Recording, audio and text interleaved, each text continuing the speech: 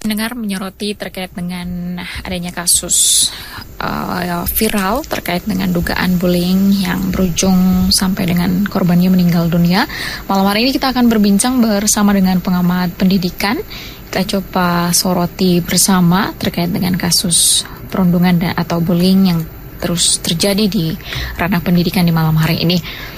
Karena terakhir tadi yang sudah sempat kami hadirkan juga informasinya terkait viralnya siswi SMK di Bandung Barat ya, yang menjadi korban bullying bahkan selama 3 tahun di sekolah terjadi bullyingnya ya pendengar.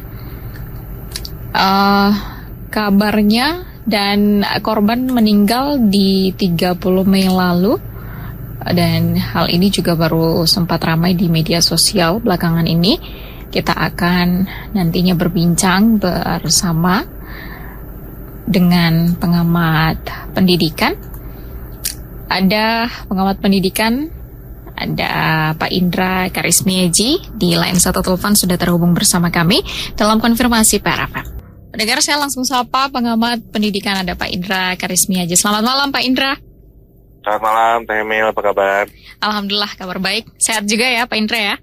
Alhamdulillah. Sehat, baik. Makasih. Baik, Pak Indra, ini sayang sekali ya, informasi terkait dengan perundungan ini di ranah pendidikan masih terus terjadi, begitu masih terus kita dengarkan, dan yang terbaru bahkan siswi di kawasan Bandung Barat begitu yang menjadi korban dan sayangnya sampai meninggal dunia begitu.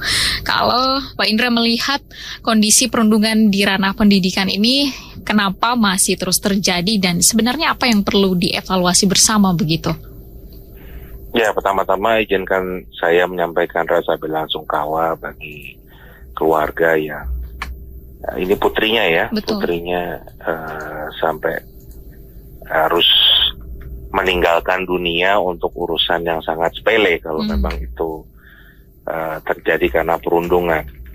Itu yang pertama. Yang kedua, kayaknya kita di PRFM nih udah ngomongin kasus bully. Betul. Udah terlalu sering banget ya. Betul. Nggak kurang-kurang kan gitu. Ini yang membuktikan memang potret bahwa sistem pendidikan nasional kita masih sangat biadab, tidak sesuai dengan dasar negara kita yang di situ dikatakan ada kemanusiaan yang adil dan beradab. Kalau kita bicara sampai nyawa hilang untuk urusan ini sih belum fix ya permasalahannya apa dan siapa pelakunya masih dugaan ya. Tapi kan secara umum belum lama juga, mungkin belum ada 2 bulan yang lalu di Jakarta itu Sekolah Tinggi Ilmu Pelayaran STIP juga kembali memakan korban. Itu kembali perundungan dari kakak kelas ke adik kelas.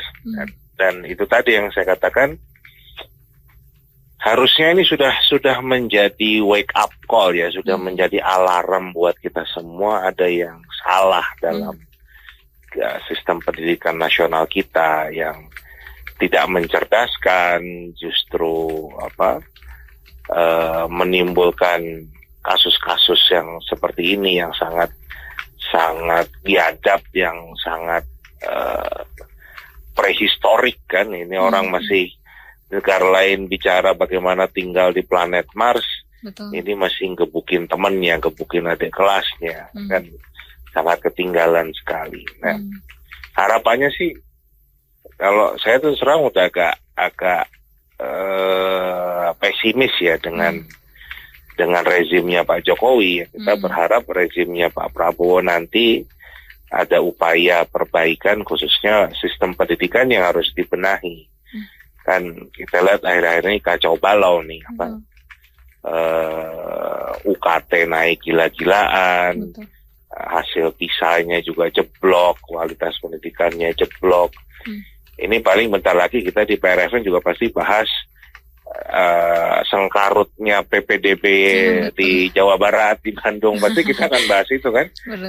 Memang sistem pendidikan kita kacau balau, dan malam ini kita membahas tentang adanya dugaan anak kita yang sebetulnya harusnya itu menjadi pemimpin bangsa di masa depan harus meninggalkan kita terlebih dahulu untuk urusan yang sangat sepele. Nah ini kalau secara konstitusi kan tanggung jawab pemerintah ya. Betul. Mencerdaskan kehidupan bangsa itu adalah tanggung jawab konstitusional dari pemerintah.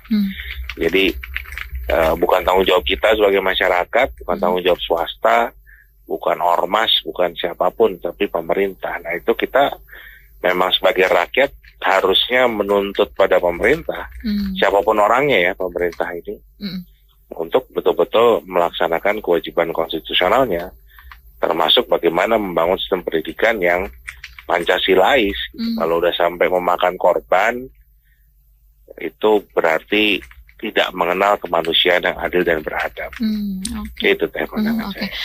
Pak Indra, tapi kayaknya kita perlu menaikkan status kasus bullying ini tidak hanya hal sepele sebenarnya. Ini justru hal berat ya kalau kita lihat ya, persoalan bullying ini yang kita lihat terus terjadi baik di ranah pendidikan mau SMP, SMA, bahkan juga yang paling tinggi ya di ranah-ranah pendidikan universitas begitu. Kalau Kang Indra melihat selain juga sistem pendidikan kita memang masih carut marut, tapi kalau kasus bullying ini apakah memang ini sudah menjadi hal yang semacam pembiaran ya oleh tenaga pendidik kita, atau sebenarnya memang ini dari tingkat atasnya peraturannya yang memang belum tegas, misalnya dari kementerian belum ada bagaimana penyelesaian kasus bullying di ranah-ranah pendidikan begitu?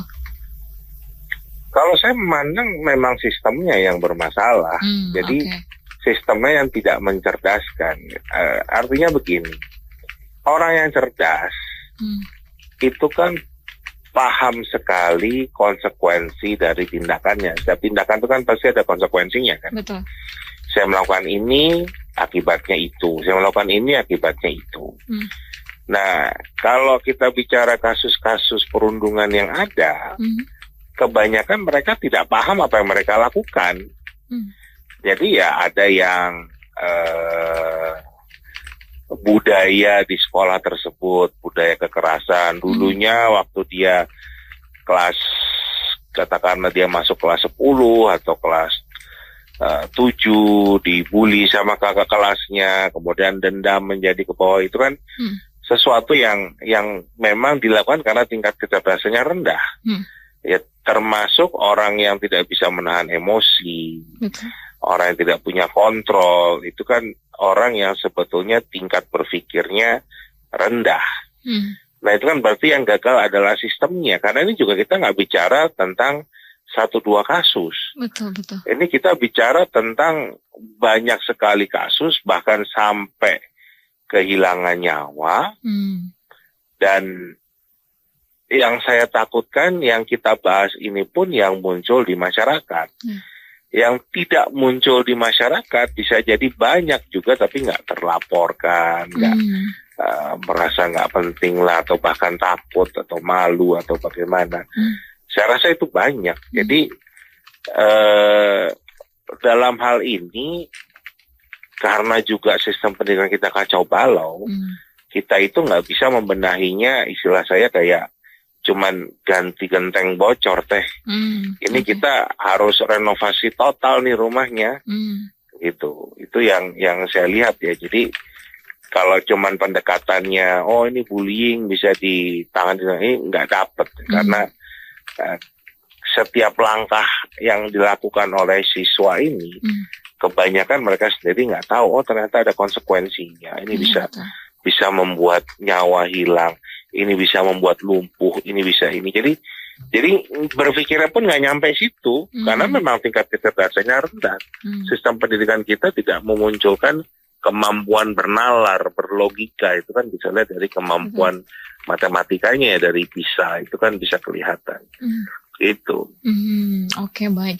Artinya memang butuh pertama perbaikan sistem yang secara lebih menyeluruh ya, Pak Indra ya. Artinya tidak hanya tadi yang Anda sampaikan bahwa tidak hanya menempel, bahkan ya menempel genteng yang bocor, tapi juga memang keseluruhan. Nah, bisa jadi betul ya Pak Indra, seperti Anda sampaikan ini mungkin yang hanya muncul 1-2 kasus ya. Bisa jadi ini juga seperti fenomena gunung es yang sewaktu-waktu akan meledak begitu, dan semuanya akan muncul juga kasus-kasus lain begitu ya. Saya yakin kok itu banyak terjadi di mana-mana, tapi mungkin nggak muncul, nggak terekam kamera, bisa jadi juga tidak terlaporkan. Itu banyak terjadi, dan itu yang membuktikan kan memang tingkat berpikir kita, tingkat peradaban kita itu masih rendah. Artinya tingkat pendidikan kita juga rendah, karena masih menggunakan fisik kan. Betul. Itu yang membedakan mereka yang punya kemampuan berpikir tingkat tinggi dengan yang rendah. Kalau masih fisik itu kan pastinya masih rendah lah. Oke, baik. Pendengar, kita masih berbincang bersama dengan pengamat pendidikan, ada Pak Indra Karismiaji. Pak Indra, kalau kita bicara solusi ya, selain perubahan sistem atau hal paling krusialnya, pertama-tama mungkin jangka pendek yang bisa kita lakukan apa Pak? Atau harus sudah langsung pembenahan semuanya begitu? Gini, ngomongin pendidikan kita, pendidikan itu nggak bisa dengan mindset instan. Membangun manusia itu butuh waktu yang lama, effort yang tinggi, dan salah satu kelemahan sistem pendidikan nasional kita, saya kan bicara sistem nih ya, kita itu tidak pernah menjadikan rumah atau keluarga sebagai sentra pendidikan. Padahal kita kalau mengacu ke ilmunya Ki Hajar Dewantara saja, sebagai bapak pendidikan kita, beliau menyampaikan bahwa pendidikan itu harus seimbang di 3 pusat, di 3 sentra pendidikan. Rumah sebagai sentra pendidikan, pergerakan pemuda sebagai sentra pendidikan, baru perguruan sebagai sentra pendidikan. Nah, hal-hal ini kan juga terjadi karena sebetulnya orang tua di Indonesia itu nggak punya panduan, bingung sebetulnya gimana cara mendidik anaknya sendiri. Karena yang terpikirkan mereka namanya pendidikan itu yang ngerjain soal sinus kosinus tangan. Itu yang namanya pendidikan. Padahal pendidikan itu kan bicara tentang moral, akhlak, tentang etika, dan itu mulainya di rumah. Nah, jadi termasuk ini bagaimana cara kita menempatkan diri sebagai melindungi yang lemah. Bukan menekan yang lemah. Itu kan dimulai dari misalnya, ini kita bicara pendidikan karakter di situ ya. Betul. Kita bisa mulai dengan orang tua membacakan cerita-cerita superhero misalnya. Cerita superhero itu kan menunjukkan bagaimana orang yang kuat bukan menekan yang lemah, tapi akan melindungi yang lemah. Betul. Nah, itu yang justru bagian dari pendidikan kita tuh seperti itu. Yang terjadi kan kita justru yang muncul adalah bagaimana si kuat menekan yang lemah, bukan si kuat membela yang lemah. Jadi itu bentuk kegagalan pendidikan karakter kita, bentuk kegagalan revolusi mental kita. Itu. Oke, baik. Dan lagi-lagi yang terjadi juga saat ini, selain pendidikan karakter kita yang lemah, pendidikan kita hanya sebatas persoalan melihat angka begitu ya, siapa yang lebih pintar di bidang A, B, C begitu ya, dengan ukuran peringkat atau juga angka-angka saja begitu Pak Indra ya. Bahkan sekarang lebih parah dari itu kok kondisinya. Jadi semakin nggak jelas sebetulnya arah pendidikan kita kemana. Jadi yang kita impikan Indonesia emas itu lebih cocok ke Indonesia cemas. Indonesia cemas 2045 ya Pak Indra ya.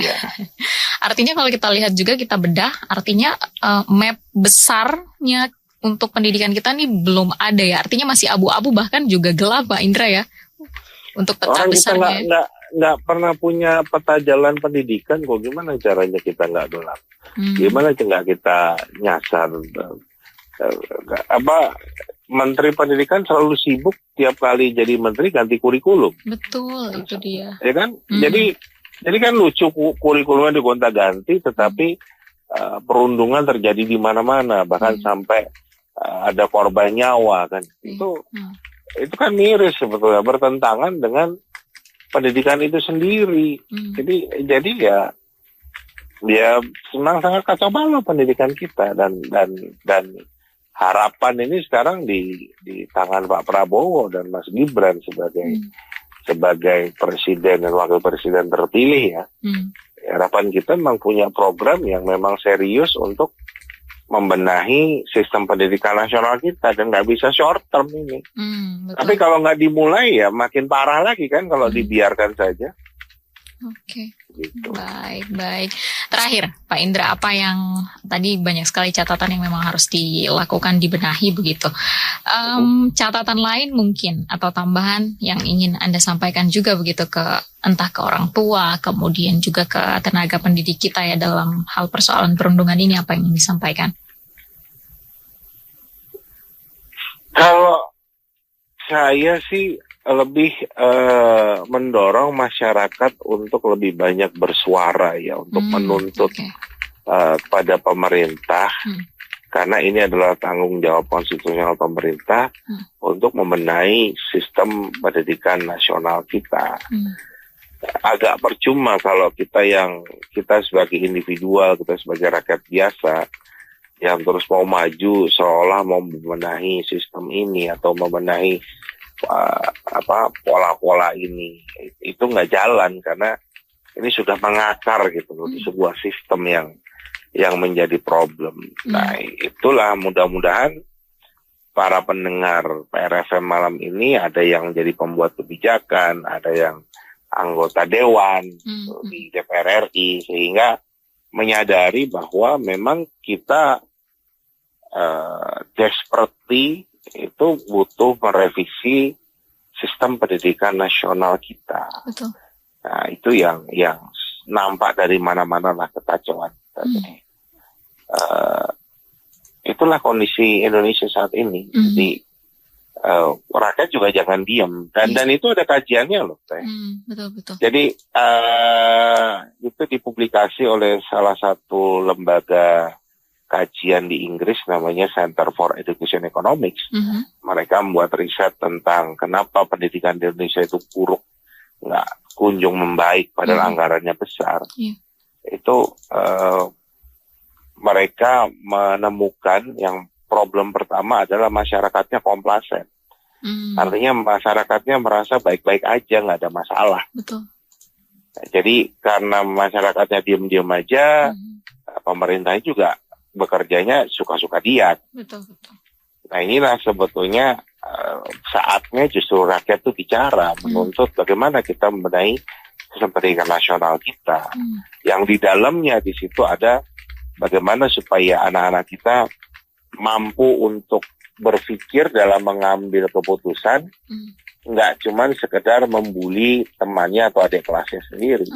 Itu semua ada konsekuensinya, ada manfaatnya nggak sih dengan membuli sepertinya, apalagi sampai nyawa hilang. Itu kan hanya orang cerdas yang mampu menganalisa dirinya sendiri. Oke, baik.